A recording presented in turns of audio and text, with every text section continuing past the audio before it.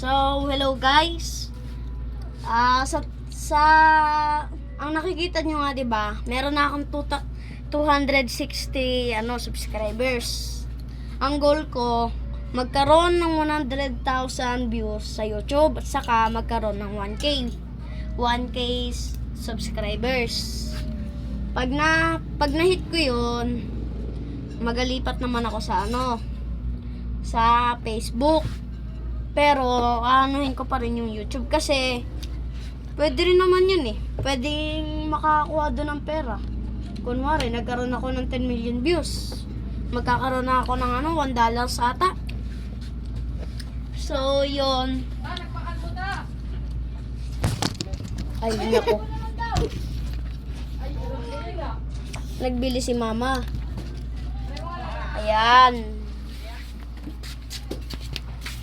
pwede na maging vlogger. Hinahangin yung akin. Ang init. Mahangin. Baboy. Wala pala to, boy. Wala to, boy. Hangin lang yun. Guys.